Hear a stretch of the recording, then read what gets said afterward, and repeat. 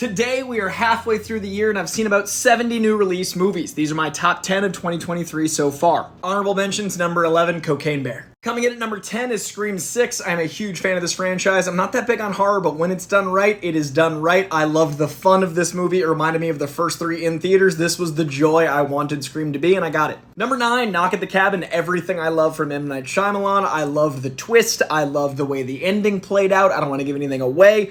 Dave Bautista is such a force of nature actor. It was great to see Ron Weasley again. Really had a good time with this one. Did a lot for me. Number 8, John Wick 4. I don't know how John Wick stays this good. I don't know how Keanu stays this awesome. I don't know how they keep upping the stakes in action and stunts, but there's a sequence that's an overhead view that I'll never forget, and stunts in this that are permanently seared into my mind. Number 8 is going to be hard to knock this out of the top 10. The only action that might do it, though, is Extraction 2. This movie has a 21-minute oneer that blew my mind. And in addition to that oneer, it had so many great 80s-esque dialogue beats that weren't as linear. Lots of fun zingers, but there was a little bit more weight to them. I like the supporting cast. I love Chris Hemsworth here. And to be honest, I'd rather see Extraction 3, 4, 5, and 6 before even another Thor movie. I love Tyler Rake. I love what the Russo brothers do writing here, and I love Sam Hargrave's directing. More stunt coordinators as directors, because you get movies like this and John Wick. Speaking of great directing, number 6 is Creed 3 and the directorial debut of Michael B. Jordan. This is a very intense Creed movie. This is a wonderful installment in the greater Rocky saga, but this, most of all, is a really impressive debut of a director that I assumed would be great, but then still managed to surprise me. I love the Rockies, I love the Creed, I love the good sports film elements here, but there's some stylistic choices that make me more excited to see what Michael B. Jordan does than maybe even another Creed movie. This was what I wanted from a legacy sequel, and Jonathan Majors is a force in it too, as is Tessa Thompson. Coming in at number 5, Dungeons & Dragons is my biggest surprise of the year. I thought I'd like this. I loved this. This felt like the first Iron Man. This felt like Star Trek kicking off the Kelvin universe. This feels like it should be a franchise starter. I wish this had done better. I hope it gets a sequel. This movie feels like Yes and the movie. It's the sense of spontaneity, but with CGI, so clearly it couldn't have been filmed on the fly. With comedy that feels like it was on the day, but still ties into the overall movie. There's so much right about this. I was so impressed by this top to bottom. Love Dungeons & Dragons. Number 5, see it if you haven't. Number 4, Blackberry. One of the best acted movies I've ever seen. I love Jay Baruchel in this, but Glenn Howerton, man, this guy, I hope he gets Oscar conversation. I hope that this movie runs the gamut like last year's Everything Everywhere did. I hope people talk about this come award season because it's well-deserved.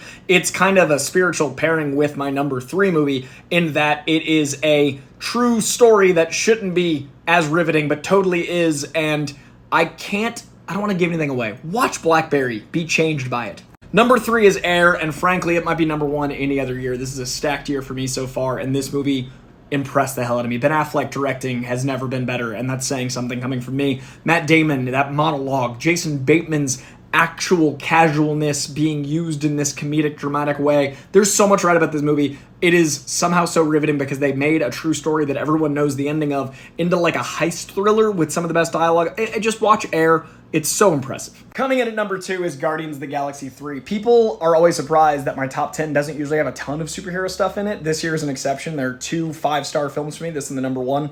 I've given 23 films 5 stars ever.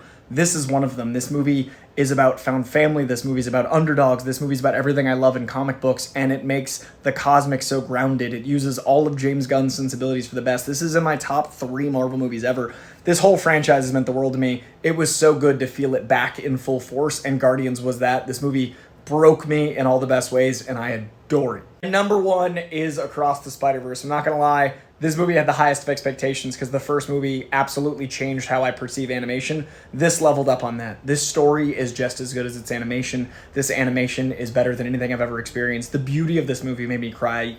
Just the beauty of the world and what it did and what it said and who it was for and just everything about this is why I love comic books. Everything about this is why I love Spider-Man. I learned to read with Spider-Man, and now a movie like this exists about something I've cared about since I could conceive the idea of caring. I adore this film, and I want to thank everyone that had anything to do with making it. It is my favorite film of 2023 so far, and I can't imagine it getting dethroned. What are your favorite movies of the year so far, as we're halfway?